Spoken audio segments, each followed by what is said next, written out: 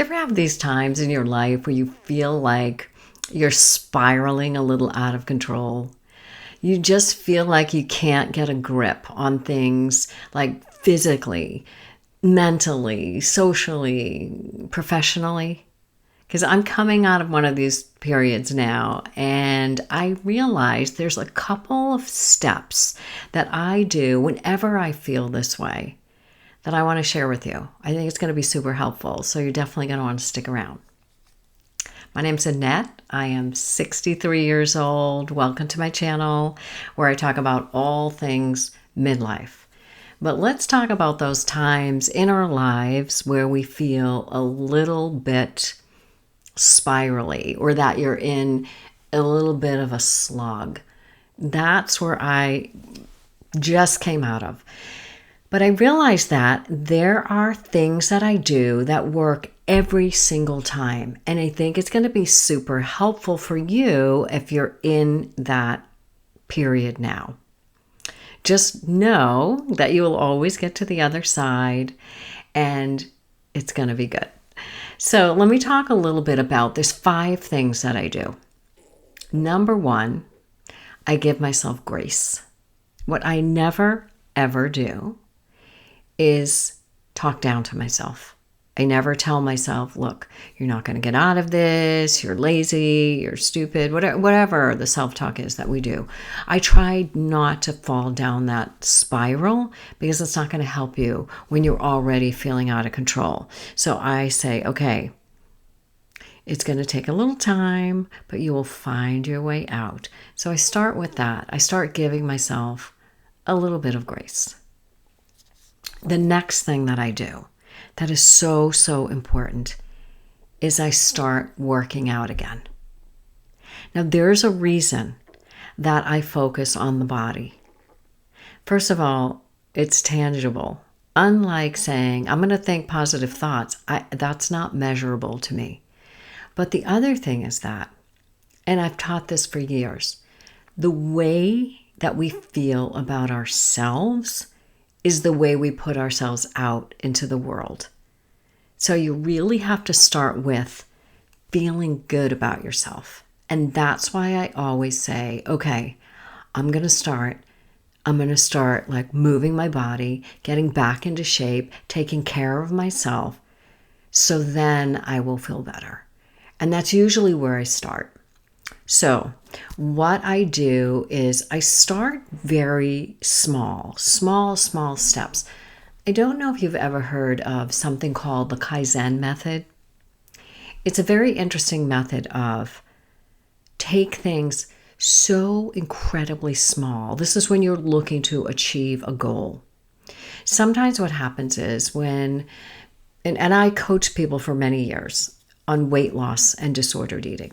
But what happens is, and I'm sure you've experienced this like every time it's, the beginning of a new year. I'm going to start working out. I'm going to do this. I'm going to do that. We start with these big chunks of every day I'm going to work out for an hour. I'm going to take a class. I'm going to walk. I'm going to eat better. It's too big. It's too much. The Kaizen method says, let's take it so far down that we don't freak ourselves out, that we don't wake up that piece of the brain that's going to start to panic. So this is what I do. I first look at, okay, let's just get out and walk. It's so simple. Ideally, and I know you know this, even though the numbers keep changing, but I'm sticking with 10,000 steps a day. I think it is ideal for most people. But we have to be realistic. I work a desk job. I sit most of the day. So what I do when I feel like, okay, get back on track, get yourself back on track, I will look at where am I at? What average number of steps am I doing now? Let's say it's like 2,900. Sometimes it's more, sometimes it's less, but my goal ultimately is to get myself back to 10,000 steps a day.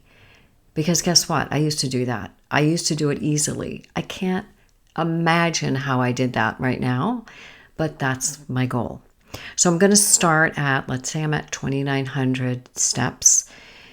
Every day, I'm just going to try to up those steps a little bit more. I know where I'm headed. I know where my goal is, but I'm not going to try to get to 10,000 steps every single day now. I don't even know how that would happen. But I do know that every day I'm going to add at least 100 to 200 extra steps a day to get myself moving, to feel like I'm getting back into my body and feeling better. And even though there might be some people saying, well, you know what is walking going to do? You would be amazed. You would be amazed how it will change your whole mindset. Get outside, breathe some air, move your body. The other thing, number 3, that I do is I start picking up some weights. I do that, and don't let that freak you out. Your weights can be if you have cans of food in your kitchen, if you just use your body weight, if you have 5-pound weights in your house. You need to start somewhere, and you need to start small. But make a deal with yourself, like, okay, twice a week, I'm going to start picking up some weights. As we get older, we really need to keep that muscle mass going. We need to keep our bones strong, but also it's going to make you feel stronger. And again, the way you feel about yourself, right? You're going to put yourself out in a much more confident and different way. So I start with weights, and I'm starting very small right now, which is not my thing, but I just had both my hips replaced, so I've been out of commission for a very long time. So I'm going to start very gently and very slowly and just go online, look up a routine that's going to work for you, and just type something in. 5-minute whole body weight routine. 6-minute whole body weight routine. Keep extending it.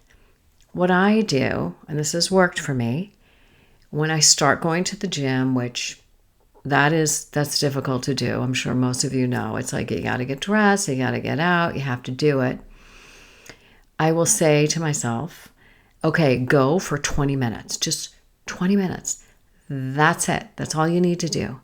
And ultimately, by the time I get there, and let's say I'm on the bike and I'm going for like 20 minutes, chances are I'm going to continue on. I just need to get myself there. But guess what? If I get there and I do the 20 minutes, I'm like, okay, I'm out of here. Then I'm out of here. And that's it. Okay? But at least I can say, I did it. Check, I did it. Already I'm feeling a little bit better about myself. The next thing I do is this is number 4, I start upping the amount of water that I drink. Now, you would be surprised at how many people do not drink enough water. And as we get older, after a certain age, that thirst mechanism is no longer there. So most of us are walking around chronically dehydrated. Why does it matter? Well, the body's made up of mostly water, but also it affects your energy levels. And you'd be amazed how much better you're going to look when you drink the proper amount of water. I know this number changes as well, but I'm sticking with it. You need to drink half your body weight in ounces. You really do. And I know the numbers keep fluctuating just like the number of steps you should be taking in a day, but aim for that. If you're not drinking any water right now, then just start with half a cup of water, 4 ounces. That's it. Start your day with some water. Buy yourself a thermos and fill it halfway. Get to that, then fill it a little more, then a little more. Don't freak yourself out with what you can and cannot do. Your goal is to just get better every single day. Little step, and you'd be amazed, first of all, how great you're going to feel, but also how it's going to pull you out of that slump. 100%. Now, the other last thing that I do, and this is number 5, is I cut back on sugar. I'm not traditionally a big sugar eater. I don't have a sweet tooth. I have more of a salt tooth. So, but I do find when I'm not paying attention, when I'm not feeling great about myself at the moment, I'm looking for that comfort. I'm looking for something that's going to make me feel better. And oftentimes it's food, right? So pay attention to your sugar intake because it's not going to serve you in any way. Ultimately, most people eat way too much sugar, and that sugar is making your blood sugar rise and then crash, rise and then crash. So you're having these moments of feeling like, okay, I'm feeling good right now, and then you're exhausted and you want to take a nap. And that's not going to pull you out of this feeling that you might be losing control somewhat of your life.